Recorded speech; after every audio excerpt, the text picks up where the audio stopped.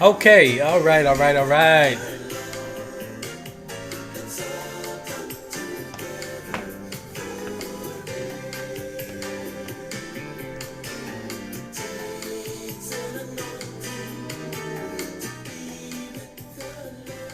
All right, good morning, everyone. Sorry about the technical difficulty.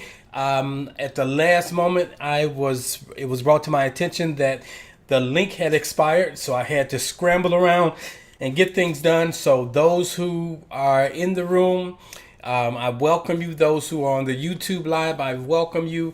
I think we may be in Mercury retrograde because I've just been having some real challenges. And when you have challenges, one of the things you want to do is just slow down and breathe. And so we'll make sure that everybody is in the room that needs to be in the room. I sent the link out. Let me see here. Good morning, Courtney. Good morning, Linda. Good morning. Good morning. Yeah, good, good. So there's, let me see, a couple more people that had noticed, made a notification. Um,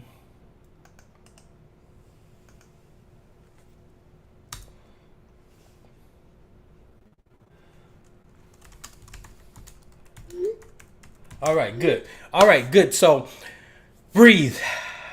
Welcome to this morning's where am I at? Tomorrow's Serendipity Sunday. Today is actually Saturday, and we do Saturday school. So let's take 5 seconds and center ourselves, and we'll start.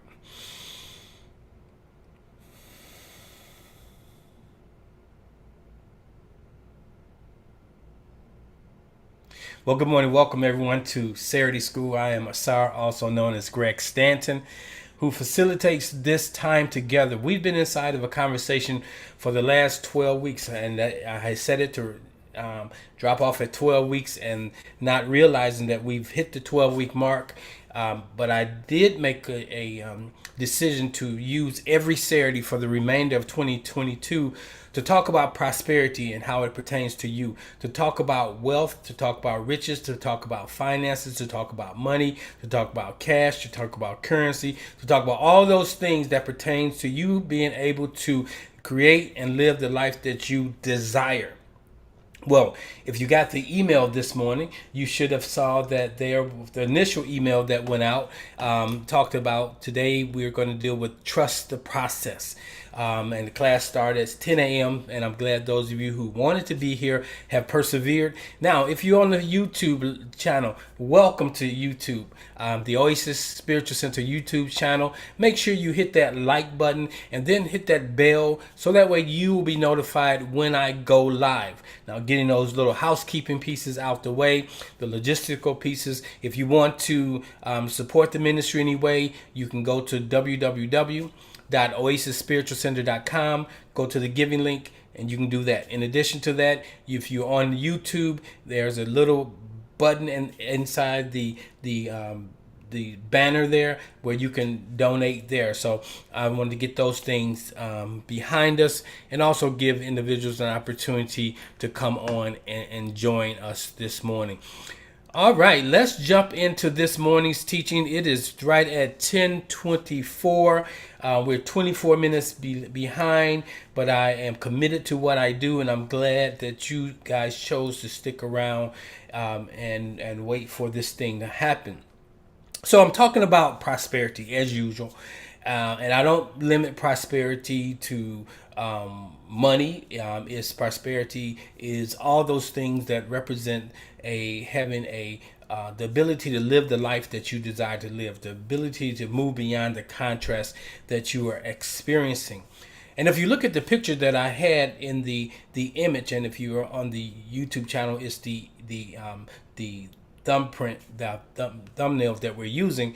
It says trust the process, and you see a hand planting seeds in a field.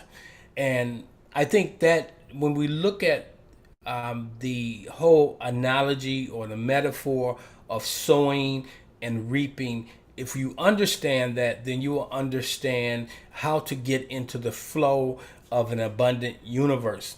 The law of circulation has to do with the understanding that you have to have something to circulate, and in order to keep it moving, you first have to understand that there is not a lack. Many times we are operating from the perspective of all I have is that which is in my hand. All I have is that which I see in my bank account. All I have is that which I can bank on is me. But you have more than yourself. You have more than that's in the bank. You have more than you realize. And so, one of the things we have to begin to do is reformat our whole belief system around wealth, around riches, around prosperity, around how to get wealth. Not too long ago, I had a conversation with you all about not trading time for money. Now, there's a bigger part to that conversation because the reality, we all trade time for money. Even if you have a company that's creating wealth for you while you sleep, at some point in time, it took time for you to set that thing up. So sometimes we have these things we say that sounds good and send people down the rabbit hole, send people off, discourage people, but start where you are. And that is, if you if your time is the most valuable thing, and curating or using your time in the most productive way is the step one. Because if you're using your time in a proper way, even if you go into a 9-to-5 job, and then you are setting yourself inside of a budget, and then inside of part of that budget you put aside wealth or resources in order that you could start a business. So you got to follow the processes. Too many times we want to just name it, claim it. We want to just step into the power of the spoken word, but we have to erase a lot of stuff we have going on in our lives, or a lot of what we believe. So one of the reasons I decided to take on Saturdays to talk about wealth, so when people come into this platform on Saturdays, they know he's talking about money. Because when you tend to bring up money in other conversations, it automatically causes people to shut down. So I want this space to be a space that is intentional and deliberate in assisting those of us, those who are like you and myself, that are in a real-time world, and that we experience the ebbs and the flows of this thing called prosperity. But what we need to learn, that ebbs and flows are natural. You're going to have times when you have much. You're going to have times where it appears that you have little, or the stream is not as strong as you desired it to be. So we have to learn how to operate in all of those things. You're never going to get to the place where you always have a straight, steady stream. That may take a lifetime to get to there. But as long as you are living, there's going to be something that calls or pulls on you and creates a demand that's greater than what's in your hand, creates a demand that's greater than what's in your bank account. And last week we talked about how to live a life that is not dependent upon the money filter. What did I mean by that? I mean, many times when we desire to do something, we often don't move to that thing until we first count the cost. So we begin to ask, how much is it going to cost? Anytime you see something you desire and your next response is automatically, how much is it? It tells you that you are still operating inside of a paradigm of poverty, or you have a poverty influence in your life, because we ask how much it is to know if we have the money and how it's going to impact what we have.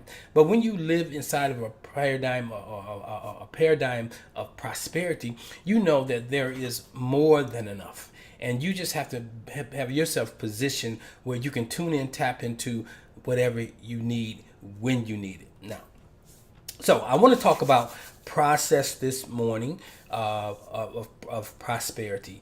I want to talk about that from the perspective of, I had wrote down something that came to my mind, and it was, don't complain, create. So for the next 20 minutes, I want to talk about not complaining, but creating. Complaining is not always saying, oh man. Complaining is not always verbalizing that you don't have enough. Complaining can be the feeling of complaining, the feeling of being discontent and discouraged, distracted now because there's something that you desire, but yet you're not able to experience it. Or perhaps in a real-time situation, you don't have enough even for today. You're struggling to get through this day. You don't know how you're going to get that phone bill paid by the end of the day. You don't know how you're going to hit that car note by Friday. You don't know how you're going to hit the mortgage at the end of the month. Or it's at the beginning of the month and you've just gotten paid, and you got more month left over than you have money. And so you begin to internalize. It's a feeling, it's a vibration that takes on. And I can attest to that. I've been there. I fluctuate in and out of that thing. And I think part of it has to do with me and staying really close to the pulse of the people, being close to what is it that people need, what is it that people tune into this channel for. I'm a spiritual scientist, and part of being a scientist is conducting all types of experiments, and with the hypotheses in mind, proving it. And once you prove the hypotheses, you say that you got a law that you can follow. So I believe there's universal laws that we need to be aware of. Like there's a universal law of supply and demand, that if you put a demand on the universe, it supplies. But you can't put it on a demand on the universe from the perspective of I don't have. You put a demand on, it's like putting a requisition in, knowing that the requisition can be filled. Many people, many believers, those who are Christians like myself, and the C doesn't mean Christians, it means conscious, it means creator, it means creative, it means colorful, and it could mean Chicago Cubs. But it's what things take on the meaning that you give it. Okay, so when something transpires in your life, the meaning that you give it dictates how you respond inside of what's going on. If you give meaning to things as this has happened to me because I'm a sinner, or because I'm less than, I'm not connected to source, I have to earn it, then that's the meaning it takes on, and you get more of that. But when you come into the realization that what is sources is yours and what's yours is source. Now notice I said that. You can't say what is sources is yours and then not be willing to turn around and say what is mine is sources. I know there's a thing we often say, what's yours is mine and what's mine is mine. But we can't operate with like that in the conversation with the universe. It's the unity, universe, one verse. And so I want to share with you this morning, because many of you who follow on my channel, we have a glorious past inside of traditional Christianity, and we've expanded beyond that. And so we're not throwing out the baby with the bathwater, but we're relooking some of the stories that have been told to us, and carving or drilling down into these stories to find out what is the meaning behind them. How can I use this lesson in my life? So one of the lessons I want to talk about this morning is found in the book of Exodus, and in the book of Exodus chapter 16. If you have your Bible, you can go there, or you can go in there after this presentation is over. So in Exodus chapter 16, here we have the children of Israel. Moses has brought them out to the place of the wilderness. See, Moses was told to now this is a story, and it's some, but I'm gonna use the story that has been given to us because there's some nuggets to be found in. He went to the Pharaoh, the Nesut Biti, the Pharaoh, and he said that source had told him to tell the Pharaoh to let my people go, that they may come into the wilderness and worship me. And all he wanted, all that source told Moses to tell him to just let them go, that they can go into the wilderness and worship. That wasn't that they wouldn't return, but the system had such a hold on them, and the system that we live in. And so many times Egypt represents a system, a worldly system that is able to provide you 3 hots and a cot, provides you all your needs. And many times we find that we get so accustomed to living inside of the world system, not realizing there's another way. Many of us come into the realization of the new way, but we still hold on to the old way. And so coming into the wilderness represented a time where they can have an encounter with source, and that's what many of us have to have. Until you have that true encounter with source, what you're really hearing or speaking to has to do with second knowledge, what secondhand information. It's in the book, but I'm saying there comes a place in your life where it should be applied, and through the application you should be able to say, this stuff works if you work it. So the children of Israel was said to was eventually let go, and the system didn't want to let it go. And I'm gonna tell you right now, the system that you're in, the matrix that you're in, does not want to let you go. Okay, and we lean heavily into that matrix, and because we so easily go back to it. But we got to learn to step away from what has been and step into the possibility of what could be. So the children of Israel, here we see in chapter 16, after they get out into the wilderness, the first thing they start to do is complain. They begin to complain because we don't see McDonald's, we don't see Burger King, we don't see the favorite restaurants, we don't smell food cooking, we don't see livestock, any of those things that would meet our need as it pertains to eating. And so they began to complain. And so not only did they complain to Moses, but their complaints hit the ears of God or source. And so here's what you need to know. The universe feels what you feel. The universe knows what you think because you're a vibrational being. Even before you say what is going on or what is wrong or what is right, a person can pick it up. When you encounter someone, and I have a habit of, I'm very intuitive. I can pick up when there is something vibrationally usually going on with the person. And usually if I pick it up and it sends to being that it's something that has to do with concern, I'll say, what's wrong? I think I should need to say not what is wrong, because what is going on is very right. Because whatever you're vibrating at today is the vibration you need to acknowledge. You're vibrating at that frequency today because that is your frequency. Now what you have to do is say, I don't like this frequency. I don't want to vibrate on this level, and let me do the things I need to do. So you don't act like, or you don't gloss over your feelings. If you are feeling a certain way, if you're feeling some anxiety, some angst about things that are going on financially in your life, what's showing up in your life, the contrast you're experiencing, acknowledge what you feel, because your feelings are a barometer that things are not right. It's an alert sensor. It's an alert system. So you acknowledge, and then you go from acknowledging it to now, what can I do to change it? You don't want to stay in it. You don't want to steep in it. You want to move from it. If it's not a feeling that you enjoy, that you want to maintain, then you go to work to change that thing. If you don't go to work to change it, then you're really only complaining. You may not be saying anything, but your vibrational frequency is not one you want to hold. That's why you're depressed. That's why you're sad. That's why you are considering doing things, strange things for change. So we have to learn to get to the root. When we get to the root, we produce a different level of fruit. So Moses took this concern to God. In chapter 11, it says, and Lord spoke to Moses, saying, chapter 16, verse 11, I have heard the complaints of the children of Israel. Speak to them, saying, at twilight you shall eat meat, and in the morning you shall be filled with bread, and you shall know that I am the Lord your God. So it was with the quails which came up in the evening and covered the camp, and in the morning the dew lay around the camp. And when the layer of dew lifted, there was on the surface of the wilderness a small round substance. And that's what we're talking about this morning. We're talking about substance, as fine as a frost on the ground. So when the children of Israel saw it, they said to one another, what is this? For they did not know what it is. And Moses said to them, this is the bread which the Lord has given to you to eat.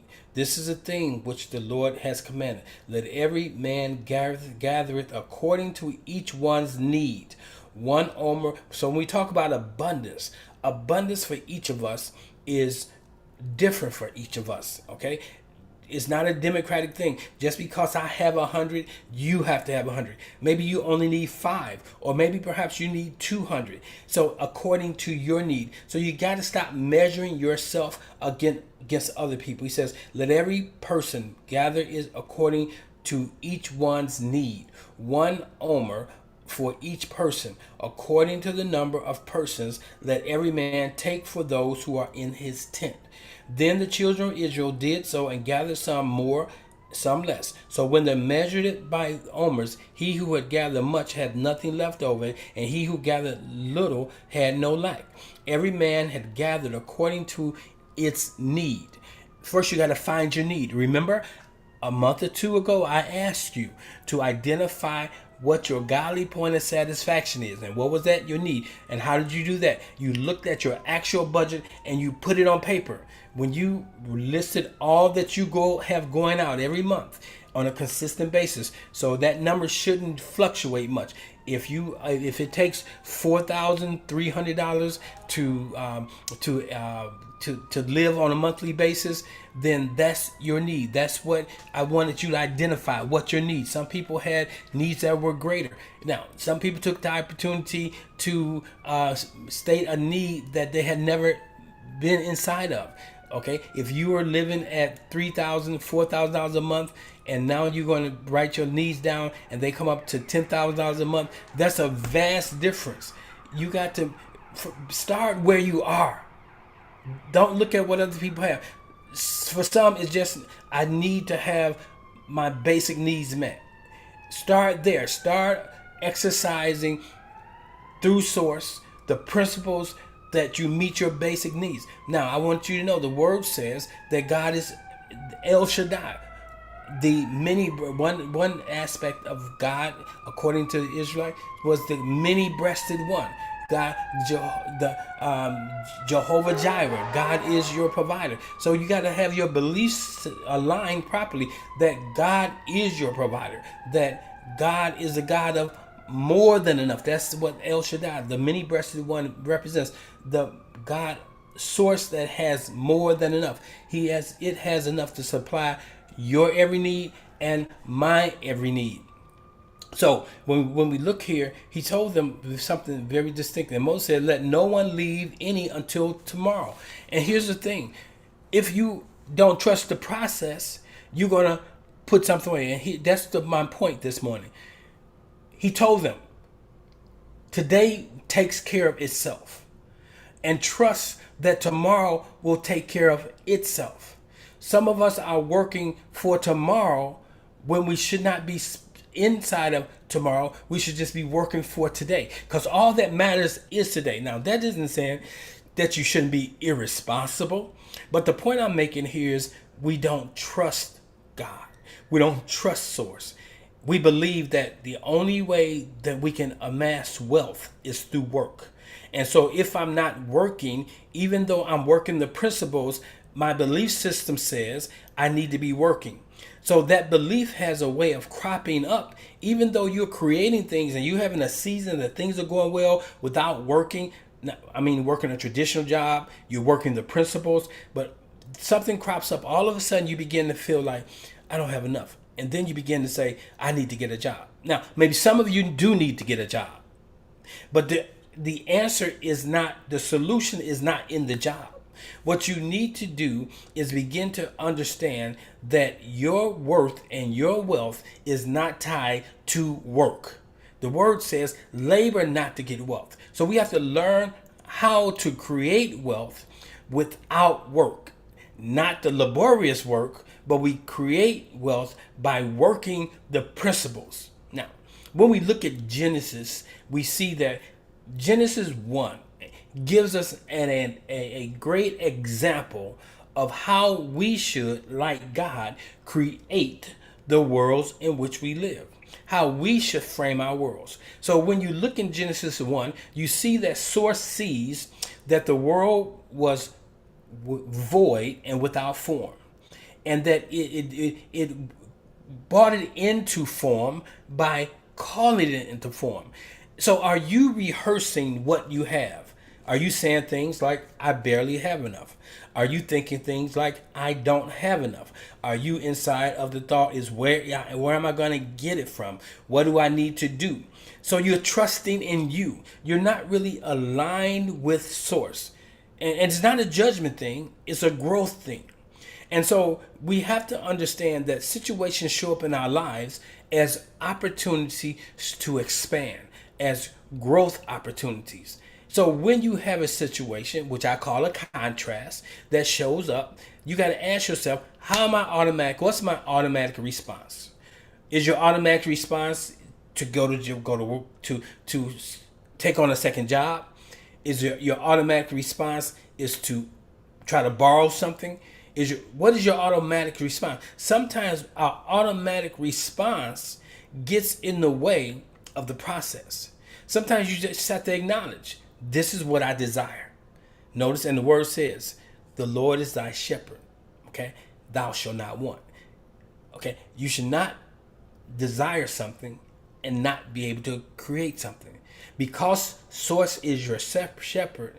Whatever you desire, it can be outsourced to you. But you also have to have the peace of mind of knowing the process works if you work it. And many of us don't work the process. And so when we look here, he told them, don't save nothing up for tomorrow. Don't be so concerned about tomorrow, but be concerned about this day. The children of Israel was being taken through a trust process. He says, no, let no one leave anything till tomorrow. Notwithstanding, they did not heed Moses, but some of them left part of it until the morning, and bred worms and stank. And Moses was angry with them. So they gathered it every morning, every man according to his need. And when the sun became hot, it melted. And so it was. On the sixth day, now check this out. On the sixth day, that they gathered twice as much. Only on that day, as much bread. They gathered 2 omers for each person. And all the rulers of the congregation came and told Moses. Then he said to them, this is what the Lord has said. Tomorrow is the Sabbath. Rest, a holy Sabbath to the Lord. Bake what you will today, and boil what you will boil. Lay it up for yourselves. That remains to be kept until the morning. So they laid it up till the morning, as Moses commanded, and it did not stink, nor were there any worms in it. Now, that's interesting. Even though he had told them each day collect enough for that day, Source knew that the 7th day was the day of rest, and that they would need to eat.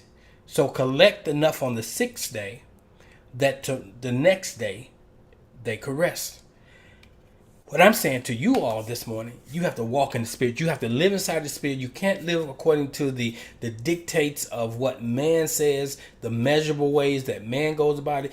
Even here, the people of Israel had collected on the 6th day, and it was reported to Moses, and Moses said, sources told them that. Source will tell you what you need to do, but you got to trust source.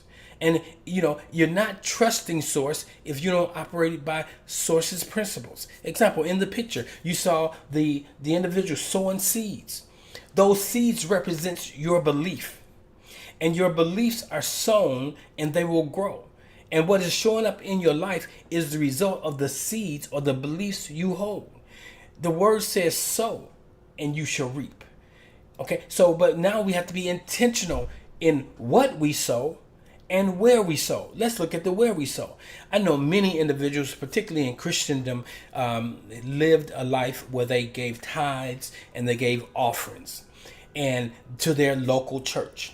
But then they can turn around 30 years later, 10 years later, 5 years later, even a year later and say, I'm not seeing the fruit of what I'm sowing. The problem in many cases is you're sowing in a non-fertile place, or you're sowing in a place that cannot or not teaching you those things that will crack the shell, that will cultivate the seed that you've sown. See, you have to make sure that you're sowing into a place where you get value. So if I'm planting a seed, I'm going to check the ground. I'm going to make sure that it has the proper level of nitrogen. I'm going to make sure that it has all the necessary nutrients in that ground. Because every ground that you see, even though it's ground, is not meat to grow anything. So you got to make sure you are sowing in a place. Now, when it comes to sowing the seeds that you are sowing back into source, you got to make sure those places that you are sowing to are connected with source. Now, you can't look at if you're sowing to a church that's operating like a bank, if you're sowing to a place that's operating like a bank, that's not where you need to sow. You got to sow in a place that is operating as a holy ground, or a place that can cultivate your seed. Okay, so you sow into, here's a place that gives you value. Let's take it to a natural example. Many of you have YouTube personalities that you follow, and they have this buttons on their page, and they use Patreon, and you're giving $1 here, $2 there. One reason, scale of economy. They only ask you, come on, give $1, $2, because the scale of economy. If you've got 30,000 people viewing your YouTube live, $2,001 adds up. So it serves their purpose. But I'm saying worldly systems work for worldly people. If you operate according to spiritual or kingdom practices, I have to teach you kingdom practices. You give at the measure you desire to receive. So if you give, and not, let's talk about the portion of giving. If you give from a place of lack, you're going to receive the seed that you have sown is sown with the vibrational frequency of lack. Okay, or if you give a smaller seed, let's say you give a $5 seed, and spirits has called you to give a $10 seed, but you say, I'm gonna give a $5 seed. That $5 seed will not meet your need, because you're not operating in obedience. That's why I don't ask people or tell you what to give. I don't even suggest what you give. I teach principles. One principle is giving. The principle is given and shall be given. Keeping your money circulating. Another principle that I teach that very few people understand. They see the tithe as a religious thing, but I see the tithe as a relational thing. What the tither is saying to source, first of all, I understand that all that I have belong to you, and all that you have belong to me, and you can trust me that all that you give me, I will return 10% back to you. Now, we know that you can't give 10% to God. God don't even need your 10%. We know that God don't need anything that you give. Just like those who do understand our ancestral acknowledgement, where we will have an altar and we have food on it. So that's that conversation. Now I'm addressing that cultural person, that conscious person that says, y'all losing your mind giving tithe to. Well, if you understand that the money can't get back to God, that same principle applies where you have an altar and you put water and you put fruit and vegetables on that altar. You know that is representative. That is taking something material that is representing what that ancestor would need in the afterlife. So if that principle can apply to some of our cultural practices, why can that same principle apply in our spiritual practice so when we give, let's say, to your church, if you have a church, if you have a ministry that you are not getting anything out of, that you are not getting fed, that you are not being taught, then that is the place where you shouldn't be sowing. You should be sowing where you find value. Sometimes we sow or do things just out of, we understand the principle, but we don't understand the total practice. The principle is you should give, and the principle is that you should sow. But the principle is also that you should sow to a fertile place, that you should give where the Spirit leads you to give. Like everybody I see on the street, I don't give something to, because I would end up not having enough. And sometimes the person who is asking you to give is in the position that they're in because there is a lesson they are supposed to be getting. One lesson perhaps is that they have to not depend on man. A second lesson is not to depend totally on yourself. So see, too many of us, we are dependent on what we can do. So we're not even in the process properly. We have to understand that I and source are one. Okay, so when I understand the oneness of my being, that says that I'm not in this thing by myself, and that I'm connected to source, from which all things flow.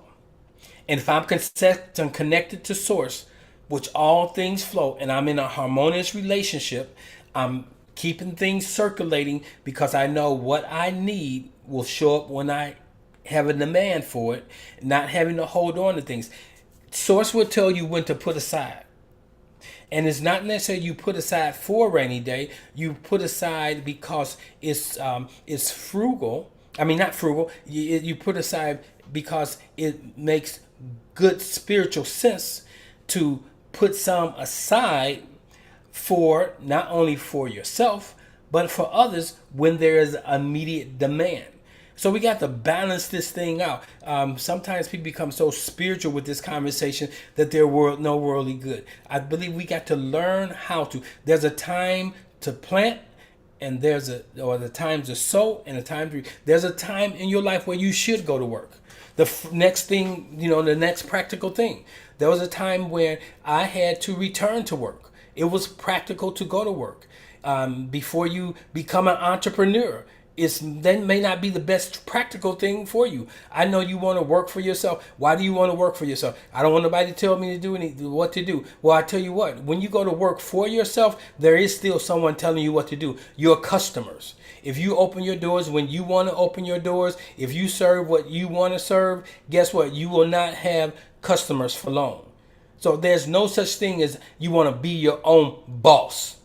Because if you are a successful entrepreneur, you understand this, that customer perfect, that your customer is the one that you are seeking to fulfill their need. You want to bring value to them, not what's valuable to you, what's valuable to them. They came to you for a particular thing. Can you deliver that thing in a way that it should be delivered? So we have to understand there's a fine line. There's a dance between the natural and the spiritual.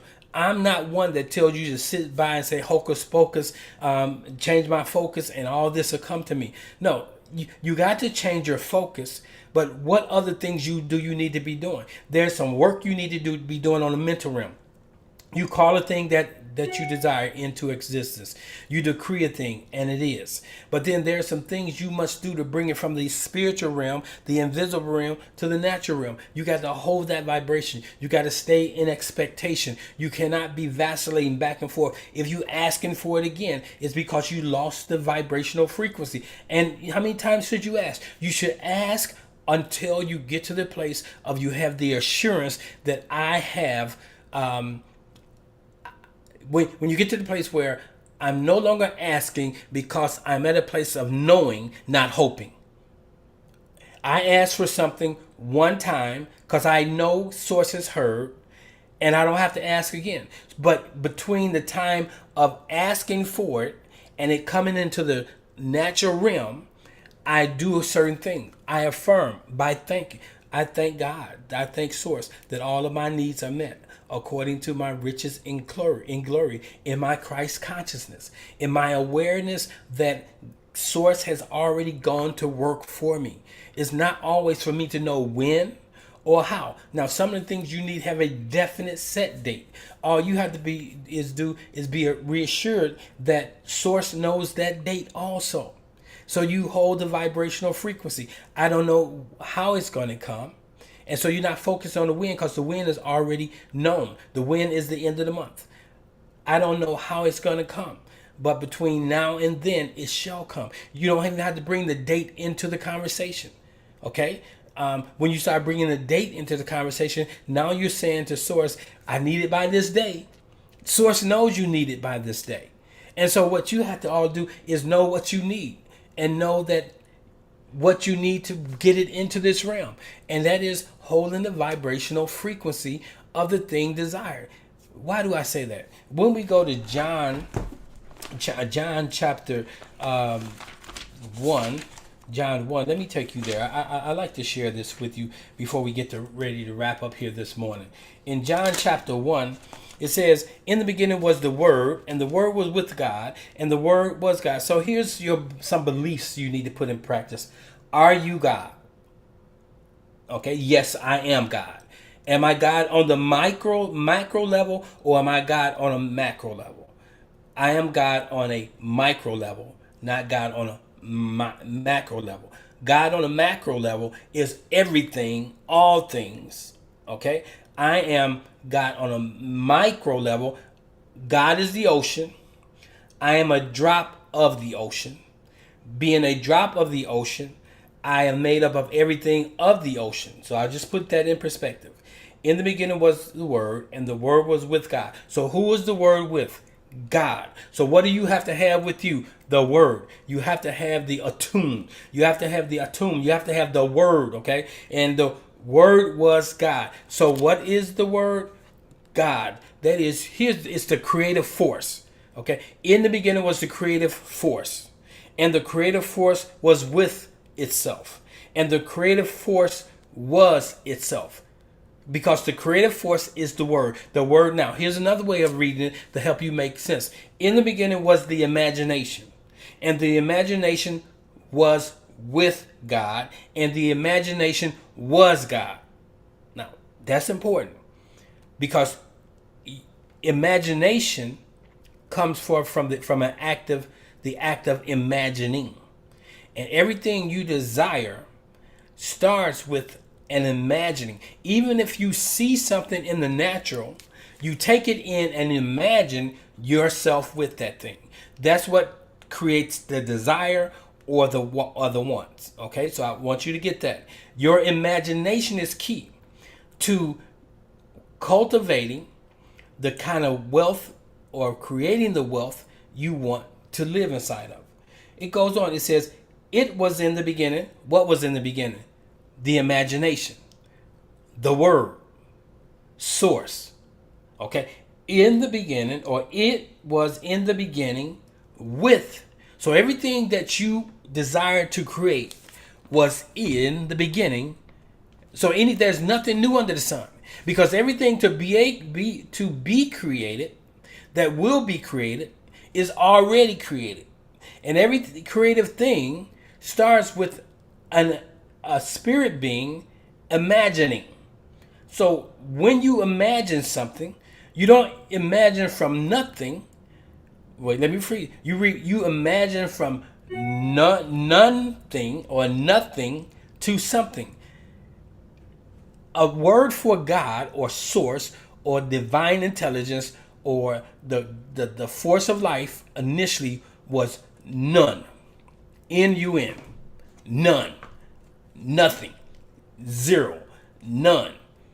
And inside of none is everything. That's the quantum field. Now, I don't know why I'm taking somebody here this morning, but I think we need to go there because we're talking about trusting the process. And the process starts with understanding that all you desire, all you will ever desire, all that you will ever need is already in existence before you need it. The moment of need is the time of putting a demand. I will be listening to this again. Okay, good. Somebody has to jump off the line. If you need to jump off the line, good. So I'm going to keep it going because I want you to walk away with this piece. I'm going to edit this piece out and make it stand alone by itself. So in the imagination, it says, in the beginning was the imagination, and the imagination was with itself, and the imagination was itself. It was in the beginning with itself, and all things were made through it, and without it, nothing was made. What is the it? The imagination. What is the imagination? The thing you call God. Even the term God is something man has imagined. And some people imagine God as a non-melanated person, older non-melanated person with a white beard, sitting high, imagine anything that you are thinking about source is something that you created. You are imagining. And so many of us cannot identify with being God because we imagine God as a phenotype, either as a non-melanated person or a human being. But yet, Source has no hands. Source has no physical body, but we imagine it to be so in order that we can wrap our minds around and define it. But Source clearly is an energy. Source is a divine expression of divine masculine and divine feminine, which has nothing to do with gender. It has nothing to do. Gender takes that role when it becomes physically encapsulated in a vessel. But the divine energy of masculine, or the positive and the negative, are the two charges that are necessary to create movement. And so when you look at Genesis chapter 1, it talks about creation.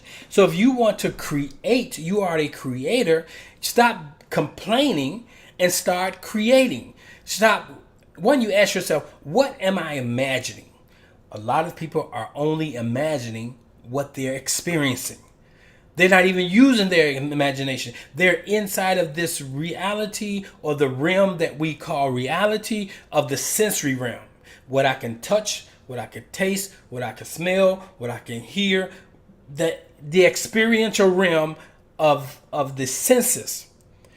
But there's a realm that is more real than the sensory realm, from which the sensory realm comes from. Let us make man in our image. So source, image, as we imagine. So if source was to take on an image, it would look like you and I. That's why we have a head. That's why we have hands. That's why we have feet. That's why we have skin. That's why we have all the things that we have, because source imagined that if I stepped into that realm, what would I look like? So when we look at the first frequency people, when I say first frequency, that's a term that I hear thrown around that has to do with people. All mankind comes from Africa, first frequency people. That means they all, initially, everybody looked the same. People of hue. That's what we call humans. But over the course of hundreds of thousands of years, millions of years, based on the environment that the first frequency people moved from, our phenotype, or our physical bodies changed. And so that's why we have the non-melanated to the melanated, okay? To little melanated, to lacking melanation, to a lot of melanation.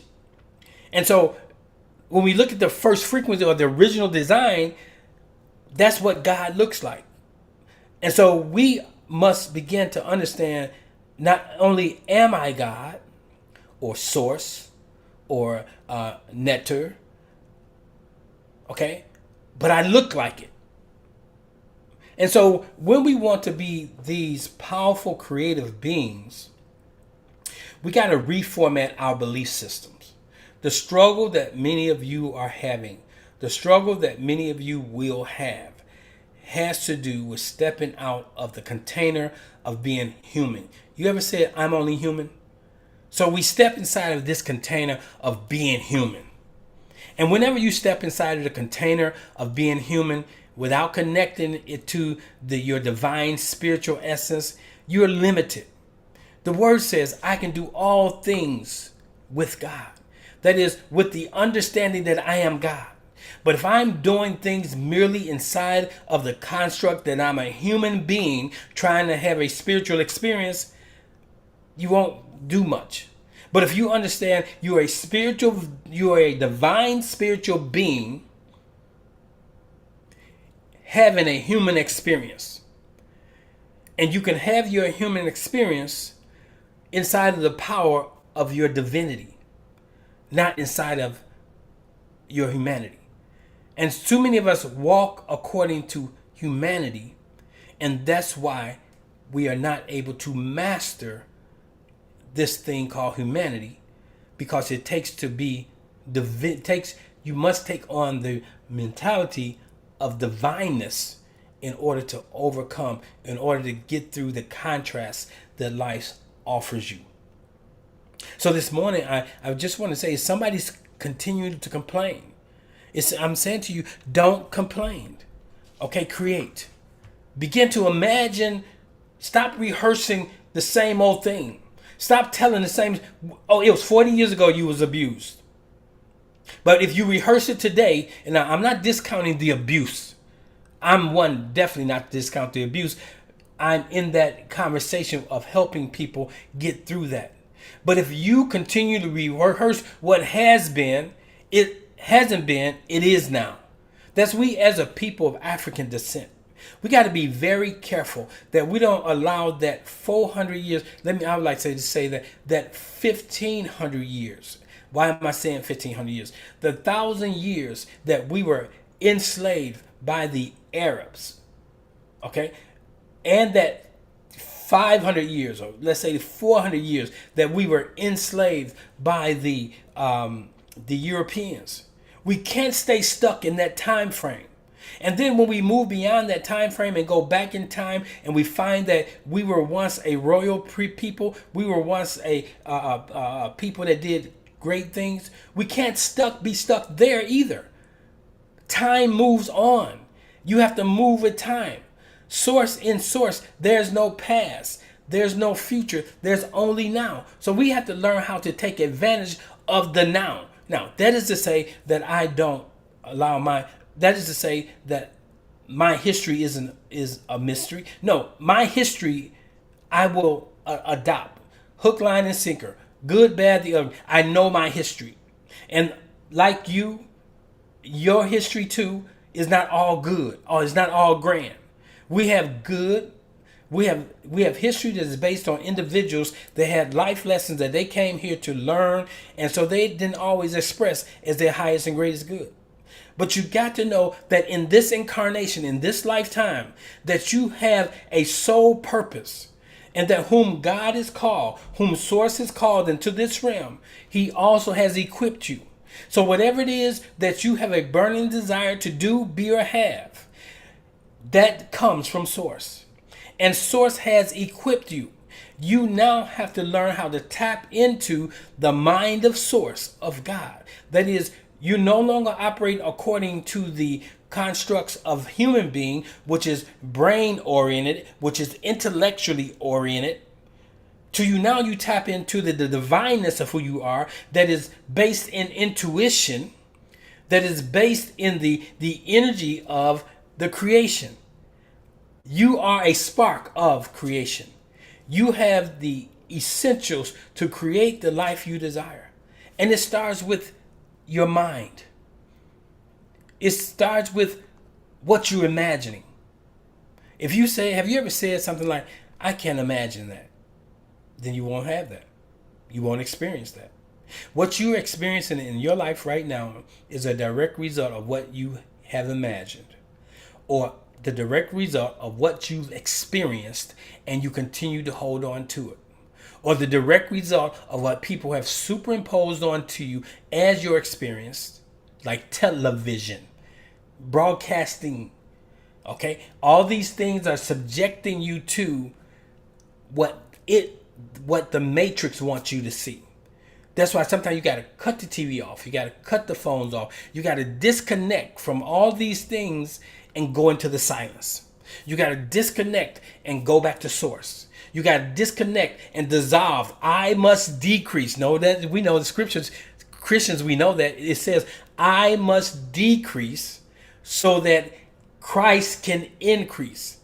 And it wasn't talking about a Jesus. It was talking about the concept of the mind, the concept of the oneness of mind. So here's the example I like to use. You have a lowercase I and you have an uppercase I. Many times what has happened is the lowercase I, which represents your humanness, has increased, and the lowercase I, the uppercase I, the God in you, has been suppressed. So it becomes a lowercase I. So what you have to do is you must decrease. That is your who you are, your physical essence, your drives, your desires, your ego must decrease so that Source in you can increase. So that's how it works like that. You got to get to the place where you decrease, you decrease, and Source increases, and you are found in Source. That's why when Christ said, or Jesus said, I and the Father are one. Not a duality, not me and God, but I am. When you say I am, now you have dissolved and you have found your meaning in Source, in the I am. So I am that I am. I am whatever I imagine myself to be. So the imagination is powerful. If you cannot imagine yourself wealthy and hold that vibration and operate as though it's already happened, you won't be wealthy. If you can be distracted by another bill or another bill collector, or the fact that you desire something and don't have it, and you're distracted now because where do I get the money from? You'll never be prosperous. You got to get to the place where you and Source are one. And Source always outsources its resources to the sorcerer. Yeah, you a sorcerer. You are one that's able to tune in, tap in to Source. And you're one who is able to use the power of Source. Sorcerers have always been killed by systems, because the system wants you to depend on the labor. The system wants you to follow its process. That's why the scriptures, when it says that you are ambassador, an ambassador is someone who operates from another place. And even though the ambassador shows up in a place that is lacking, the ambassador's not impacted by the surroundings or the environment. The ambassador impacts the environment in which it's set in, and you have to become an environmental impactor, and versus allowing the environment to impact you. That's the law of epigenetics. The law of epigenetics says that something outside is impacting the inside. And we know the word says it's not what goes into the man that defiles the man, is what comes out of the man. So here's what I'm saying to you. Even though we are influenced by all these things coming into us, but we have to filter them, that when we speak what we want to create. Abracadabra, I create as I speak. We do not speak rehearsing what we've experienced. If you've experienced lack, you don't speak lack. If you've experienced sickness and disease, you don't speak sickness and disease. You speak from thing desired. So even when you have a contrast show up in your life, the contrast is the opportunity for you to show up big, bodacious, bad as God, as Source. It's an opportunity for you to show yourself what you're made of. But many of us never rise to the occasion. When contrasts show up, we just continue to rehearse the contrast. We go into the world system to correct the contrast. We go to the medicine cabinet, and there's nothing wrong with that. I was reading a book recently. It makes a lot of sense. And this book says, use whatever works. It's like, put it all together. But I'm saying that we have a power that's greater than us, that resides in us, that is us, that we can use. For if you can use your mind to create the pill to extinguish the sickness, you can use that same mind to speak the word that extinguishes sickness. Be it according to your belief. If you think it's going to take a pill, then you're going to need the pill. But if you understand the power of the creative word, the imagined word, you could change your life in a moment, in a twinkling of an eye. Now that's the rapture that was spoken about that will happen in the days of old. That in a twinkling of an eye, somebody's going to have an aha moment. Somebody's going to be caught up in the truth that they are the creative being that's creating the world in which they live. Now, I'm just sharing with you guys. Big, bodacious, and bad. Okay, Linda, like that. That's what we are. I'll be listening. Let me see if there's any other questions here. So I'm just I'm a metaphysician. A metaphysician. Metaphysics, and add ka to it.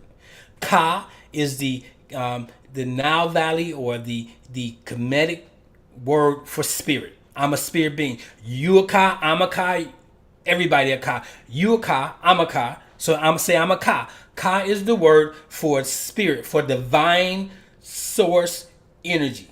I am a divine being. I am a spirit being. So I say I am a Ka metaphysicist. Because in the natural sense, you could be a human being that understands metaphysics and operate inside of metaphysical properties and principles and make things happen. But now you're doing it from self. But when you connect with spirit, I do no thing except I see Ka, or my father, or it. I prefer to use the term it, because it represents the divine masculine and the divine feminine. As Heru, I do nothing except I see a Sar and a Set, which represented the divine energies of Source. And as his son, what I see them do, I know I have the propensity to do.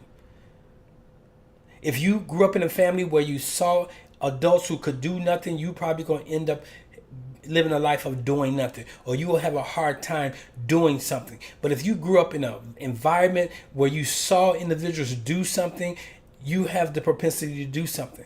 But I grew up in an environment where I saw people doing something. I saw a mother and a dad that worked, but I knew there was a better way. When I spent my first 8-hour day in that factory sitting alongside of my mother, I know this was not cut out for me.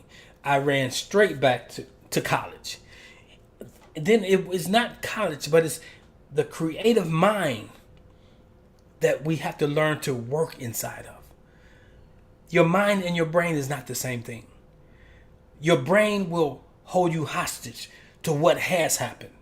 Your brain holds you hostage to what has been experienced by somebody else. But when you operate as a divine being, you move outside of the limitations of the brain, which is just like a file cabinet. That's good. And you should be using your brain once you create enough thing from the divine aspect of who you are, and you can store them up. So when I'm sick, then I call the word of healing forth. That's when I go to my brain and say, well, I was sick 20 years ago, and I spoke this word over myself. That's what I use my brain for, as a filing cabinet for my experiences, not other people's experiences. Well, I kind of ran kind of long today. Well, we didn't really start until 10:20. So I got the hour in. But I'm going to go through, I'm going to edit out some of this. I'm going to cut it up, break it up, because there were some things that I don't necessarily need to go forward. Before I close this morning, is there any questions? Is there any aha moments? Anything somebody want to share? If you do, you can raise your hand, or if you want to put it in the chat, I'll look over in the chat and we can go there. If somebody's on, let me go over to the YouTube channel and see what's happening there. See what's happening on the YouTube channel. 1 second, see if I got any.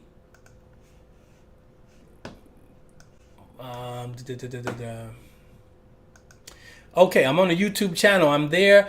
I don't see any comments. Maybe I'm running behind, but I don't see any comments on the YouTube channel.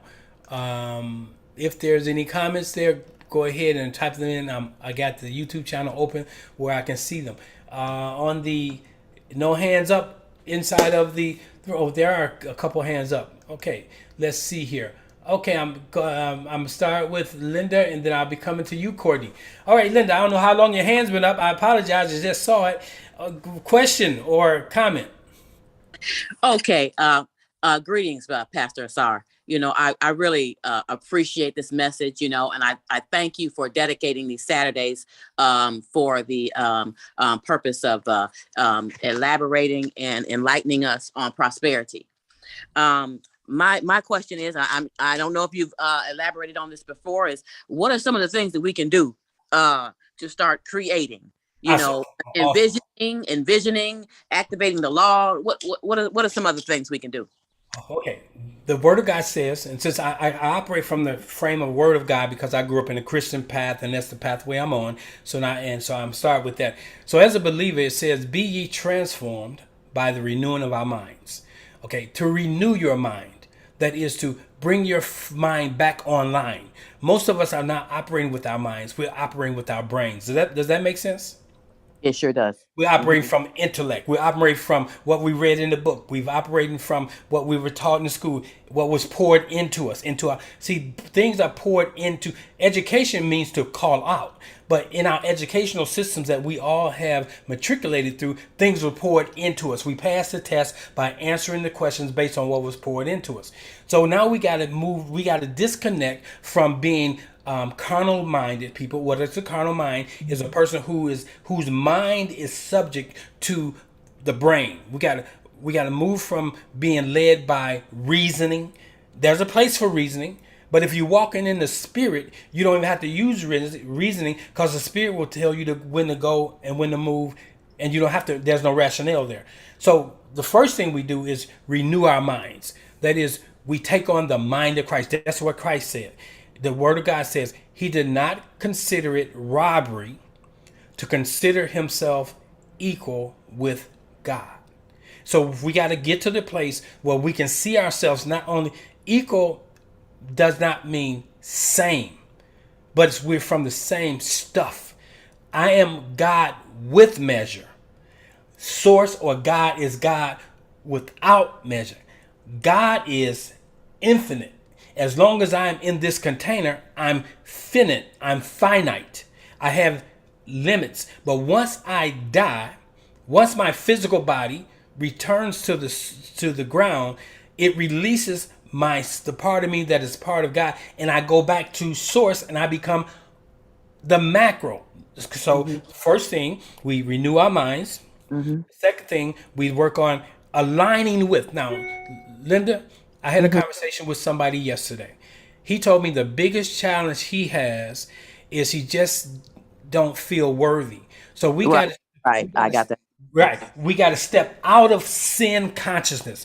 If you're like me, I grew up Baptist. I spent Mhm. time in holiness. So Right. all of my experience was steeped inside of not a relationship with God, but a performanceship with God. That I had to do this, that, or the other in Right. order for God to bless me. But Mm-hmm. I came into the realization that God is not looking for performance. Source isn't looking for performance. Source is looking for relationship. And so if I am with God and God is with me and I and the Father are one, or it is one, then I am God. So sin, I'm giving you a lot of stuff here. Okay. Sin is missing the mark. Mm-hmm. When you miss the mark, which we all will do, because we learn also experientially, we have Right. to understand that sin is a set up for us to come up, Oh, for us to okay. master life. So now I know I don't do that anymore that way. So sin is just missing the mark, whatever the mark that you have set. Sin is not I drank too much, I had sex, I had all those kinds. Now let me stop right there, because I just felt in my spirit I need to hit this. In the body of Christ, we talk about fornication and we talk about adultery. We talk Mm-hmm. about sex out of context. Mm-hmm. Fornication is having intimacy with someone without a covenant, without agreements, without understanding, and it's steeped solely on physical gratification. Okay. That's fornication. When you fornicate yourself. I don't know why about that, but there's somebody on the call, someone who's listening in the YouTube land.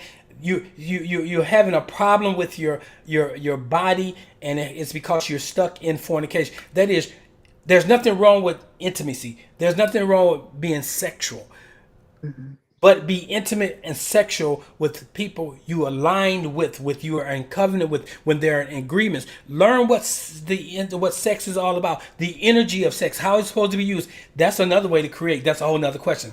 Okay. So we got to be a creative being. So sexuality is a way of creating. When I was married, my wife and I understood this principle, and not only did we use sexuality to create our four children, but we used sexuality, the energy of sex, of Right. intimacy, to create a world that was beyond what we should have been living in. We lived in palatial mansion type homes, drove certain things. The material world was Part of that. able to be brought into through the sex, sexuality, and Mm-hmm. spirituality mirror themselves. The energy of sex is the energy of spirituality. So that's another way you can create. But we want to start by renewing our minds, getting the mind of Christ, thinking like God, being comfortable with being God, and have some fun with this thing. Okay. God came here. So we look at Jesus. Let's use him as an example. He created, he brought his son into the earth as God, that his son experience the earth. It's a story. The story is this, that you come into the earth. And you at some point say to yourself, I am one with God and God is one with me. Use me, Lord. And God then desires to express itself as you through you. So you are God. And now you have these experiences. You get to learn what you need to learn. You have a soul contract that you get to carry out. So creation is all about creating that which aligns with what you came here to do, be, or have. That's Okay. that was a long way around. Hey, I got it all and then No, some. good, Thank you. good. That answers somebody else's questions too. Right. Thanks for answering that question, Linda. All right. Okay, Courtney. And then I'm come to my Galaxy One person. Courtney, how you doing? You got the mic this morning. Okay. Okay, there I. Okay, Yes. hi. So I wanted to know, you mentioned responses to contrast. What would you say is the best response for contrast when it's showing up, when you've been doing the work and applying the principles and contrast shows up? What is the best response for Awesome. that? I like that. The first thing we want to do is acknowledge contrast. We acknowledge. And so when we don't acknowledge it, it's going to keep showing up until it's finally acknowledged. So then when contrast shows up, you want to ask yourself, what is this showing me? Because sometimes it's showing you something so that you could work on something. Or is contrast in my life now for somebody else? Example, anybody who's been watching me can see that I went through some contrast. Starting about 2014, I went from having much to there came a point in my life when I had nothing. But most people didn't know I have nothing. But the people that was up close to me could see that there was a vast contrast. They never heard me complain, but now they got the opportunity to see me work the principles that I has espoused. So when the contrast shows up in my life, I didn't see myself as a victim. I didn't see myself as I've done something wrong. I've sinned against. Because there were some people say, "Oh, see, he's having that contrast because he started talking that black stuff. Because he don't talk about Jesus as the Son of God and all those things no more like he used to." So some people like Job. You remember when Job had all the contrast in his life? Yes, And so yes. that's another thing to look at the story of Job to see how he dealt with contrast. First, Job he had to get his mind right because he thought he had done something wrong. In a way, he had did something wrong. He created the calamity that showed up in his life. How did he create it? Well, if you look at the story of Job, he said that Job would rise every day and he would make a sacrifice for his children in case they sinned against God. So Right. Job had the mindset that if my children sin against God, they will be punished. And so many of us have the same mindset. I'm being punished because somewhere, somehow, I've sinned against God. This is a good place for me to bring in the concept of reciprocity, of reaping what you sow. When reap, you reap what you've sown. God didn't do it to you. Source didn't do it to you. We grow through what we go through. So we have to take ownership. So when contrast shows up in my life, I'm first trying to determine. Like I have some contrast in my life. I'm making more money than I ever made in my life, but I keep hitting these crossings where all of a sudden it's like I got it and then it's not present right now. But I always remind myself, though it's not present right now, I just don't have access to it. So what am I doing, or what do I need to do to get my hookup? Here's a good example. You ever been using your laptop and working on something and then it started buffering? Yes. The signal is weak. Yeah. So I'm always asking myself, how do I keep a strong signal? Mhm. Some of us don't have a strong signal because we're operating on 5G or 3G versus Wi-Fi. So I got Wi-Fi, but sometimes I jump off the system. Sometimes when I'm working on my phone and it goes now something I'm trying to work is not coming forward strongly, I check and see Have I been disconnected from the Wi-Fi? So when you have contrast in your life, first you acknowledge it, then you want to check your hookups. Am I operating with Wi-Fi? Do I have a strong signal? Or have I slipped back into 5G? 5G represents the sensory realm. Have I slipped back into living according to what I can do and doing things how things are done in the human realm versus doing things inside of the spiritual realm? Sometimes contrast shows up as residue from things from the past. You may smell a situation and it takes you back to that situation, and you got to be mindful whether or not you're operating from that situation with the new mindset, or do the fear set in from the memory of what transpired. So relax into contrast, okay? And do the next practical thing. Contrast isn't showing up because you did something wrong in the sense of it's a punishment. Contrast may be showing up is because you're not working the principle properly, or perhaps it's something you shouldn't be in pursuit of. So it's for every person, it's an individual thing. One of the ways you deal with it is you get quiet and you go into the silence and you find the solution in the silence. You don't take the problem into the silence. You just go into the silence. Because in the silence, it's already there. The problem and the solution. And once we get into the solution, now when we use the word solution usually means the answer, right? Another definition of solution is a substance, right? Yeah. So when you get into the solution or the substance, the none or the quantum field, our forefathers called it the none. Today science is calling it, so we get more perfect words of describing things. When you get into the quantum field says everything that is to be created that you want to experience is in here. Yeah. What you need to do is find it and bring it out. Bring it forth. Yeah. And you know how you bring it forth? By calling it forth. And then by imagining it. And then by living from the place of it has happened, not it will happen. Yes. I like that. All these things and guess what? You know why you have these tests? You know why you have these experiences? So you can perfect it. Yes. And the test gets stronger. Right. So Okay. these people that talk about, now you can move on, Courtney, but these people out here that talk about they are creators and they're creative beings, the tests get bigger.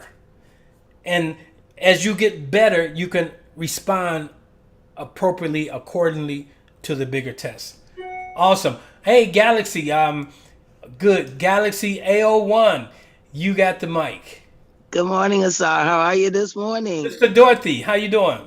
No, this is Sister Carolyn. I mean, Carolyn, right. Good. How are you doing?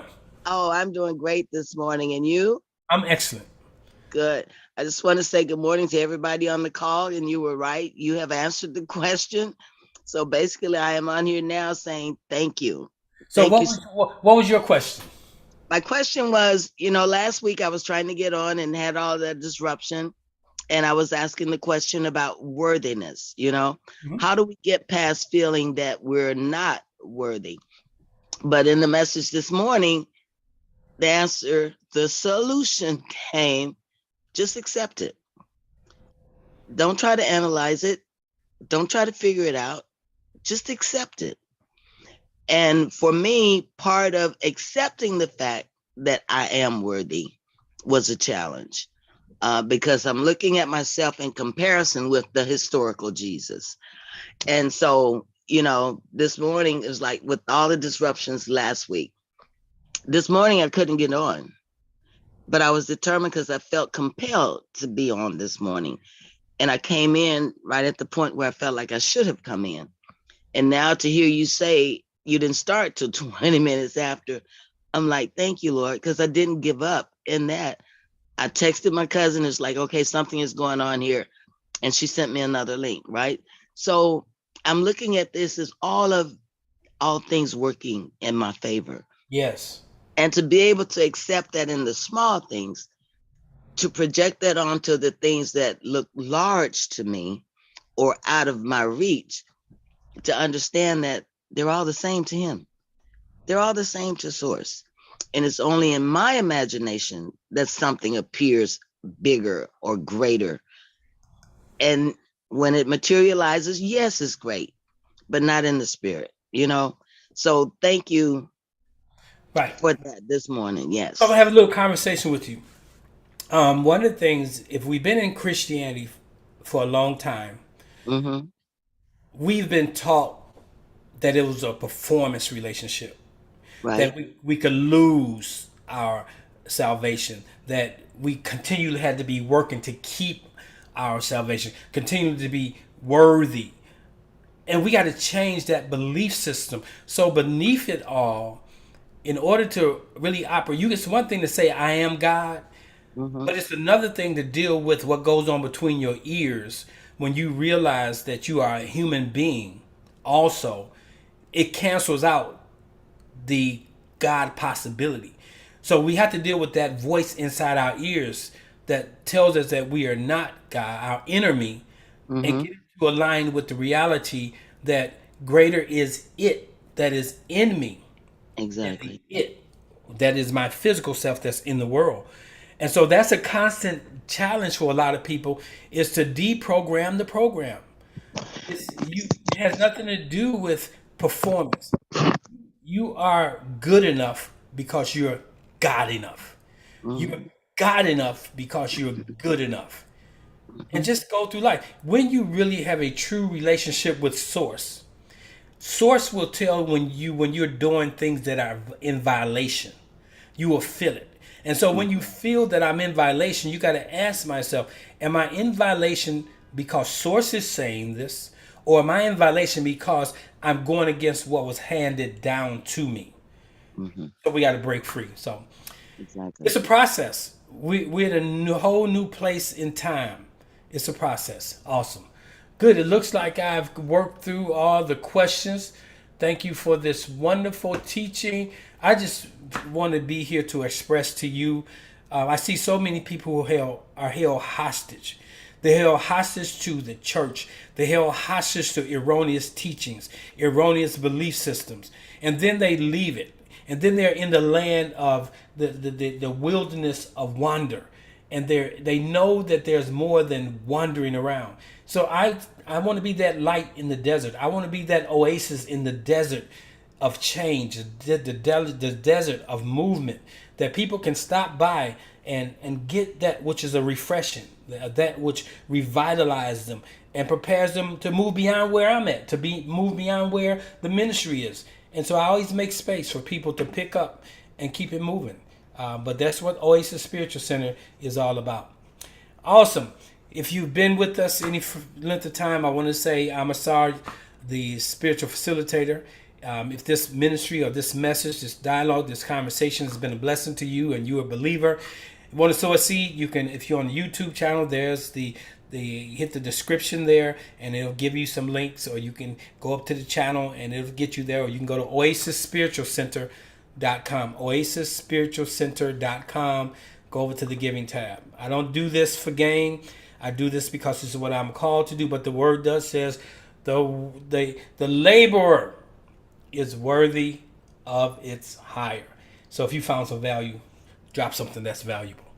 Awesome. That's all I have. I'll see you guys in the morning at 8 a.m. Central Standard Time for Serendipity Sunday. And we're going to leave this morning as we came in listening to this song by, it's called Prosperity by Zoe Ministries. It's an old song, but it's a blessing. So you listen to what you want to and drop off as you will.